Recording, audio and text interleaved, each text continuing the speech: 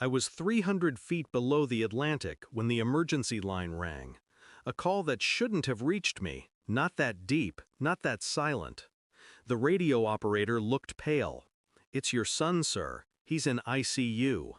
The words barely carried through the static, but the next sentence carved into my bones. "Your ex-wife's new husband locked him in an industrial freezer as punishment. He's 8.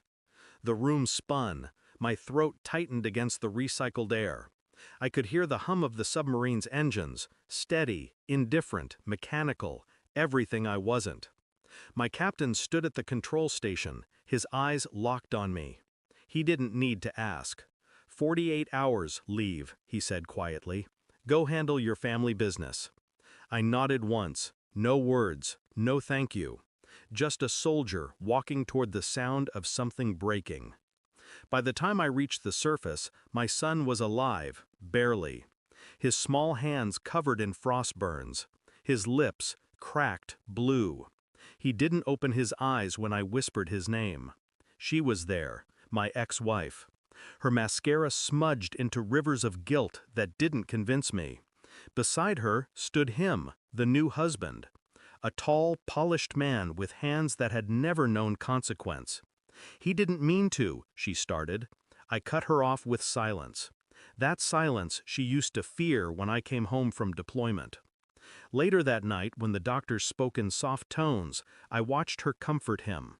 A hand on his arm, a shared look. And suddenly, the word accident felt too rehearsed. Her tears were performance. His posture too steady for remorse. Something was off. A different kind of cold filled the room. I stayed in a cheap hotel near the hospital. Didn't sleep, didn't drink, didn't feel. Instead, I listened. Her calls, her messages, her late-night visits to the man who almost killed my son. Each move calculated, desperate, deceptive. Old habits kicked in. Training never dies. I planted a recorder in her car, cloned her phone through a recovery backup. She still used the same passcode, my birth year. The recordings painted the truth in slow, deliberate strokes. She wasn't just defending him, she planned it with him. Insurance payout, custody shift. "A tragedy that binds us closer," she said on one call. My jaw clenched so tight it hurt to breathe. In another life, I'd have snapped his neck clean. But rage is a blunt instrument. I've learned to cut with silence. 2 days later, I had everything. Recordings, bank transfers, a message chain where she joked, "He'll get over it, kids heal fast." I printed it all, black ink on white paper. No drama, no fire, just truth, frozen and clinical. When I entered her house, she looked startled, then softened. "Mark, please, I handed her the folder. Her fingers trembled as she flipped through the pages.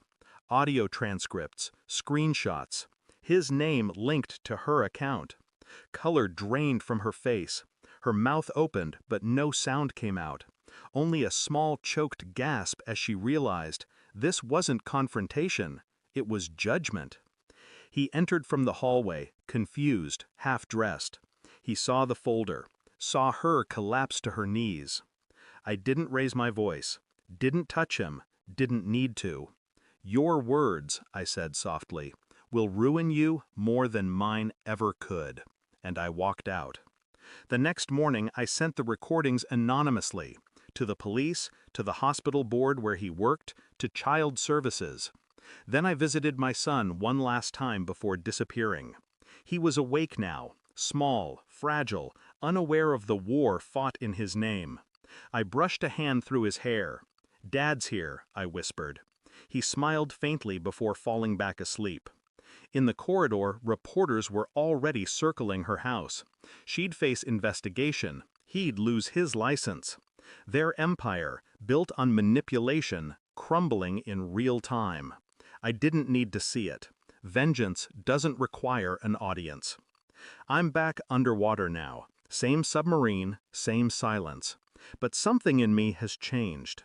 The ocean doesn't feel as cold as it used to. There's a peace in distance, pressure pressing from all sides, reminding me what I survived.